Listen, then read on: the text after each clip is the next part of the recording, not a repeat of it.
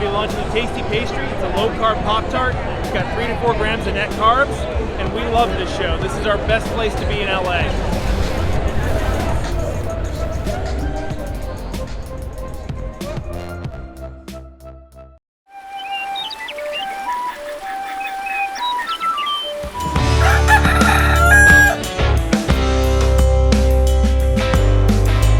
Welcome back to Legendary Foods Muscle in the Morning. I'm Dave Palumbo, and today is Wednesday, April 13th, 2022. And let's find out what's going on in the world of bodybuilding and fitness. We've got another brand new Recap Wednesday coming your way, and once again, there was only one show on the docket last weekend, and it was the Golden State Pro. And we're starting off our coverage here with men's physique and your winner, Jason Huynh, who continued the strong start to his season with another big-time performance. Second place went to an improved version of Myron Griffin, who looks like he's ready to make his presence felt during the early part of the season.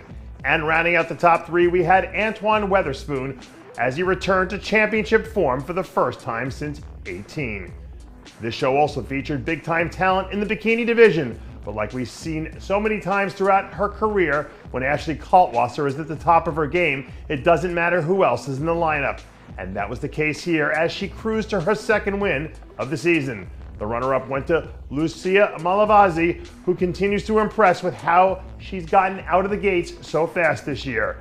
And last but certainly not least, rounding out the top three for the second time this season, we had Lauren Dunbar.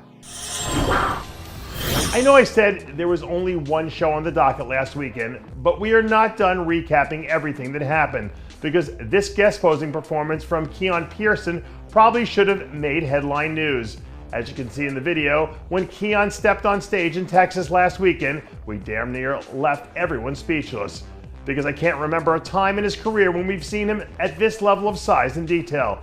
Not to mention the fact that he was still able to pull off a vacuum, which really hammered home how incredibly gifted this guy is from a genetic standpoint.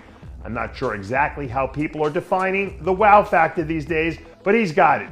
And it is going to be a lot of fun to see what he brings to the 212 division this year, unless he goes and does the classic. We'll have to wait and see.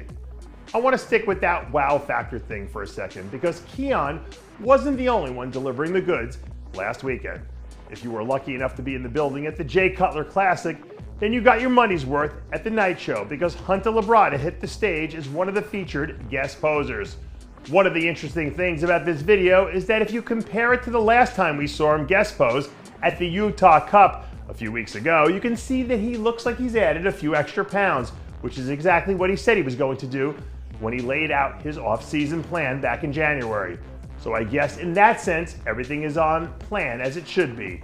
And if the end goal for him is to finish this year ranked inside the top three, then it looks like he's well on his way towards making that happen.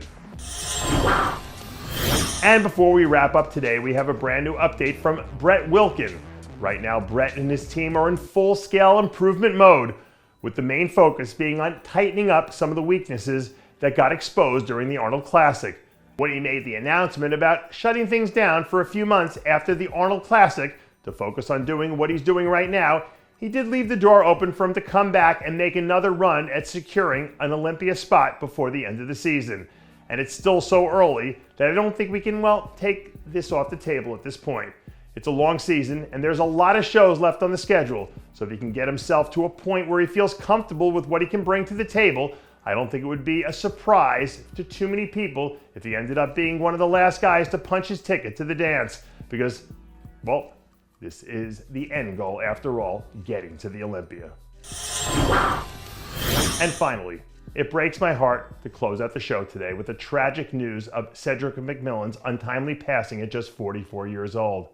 As of the time we recorded this, there hasn't been an official cause of death released, so we aren't going to speculate, but we will say that the news of Cedric's passing sent shockwaves throughout the entire bodybuilding and fitness community, because he was one of the few people you'll ever meet who was truly beloved by anyone who's ever had the pleasure of meeting him. Although Cedric's bodybuilding resume will be highlighted by his 2017 win at the Arnold Classic and the iconic picture of Arnold taking a selfie with him for the crowd, it will be his legacy beyond bodybuilding that lives on forever.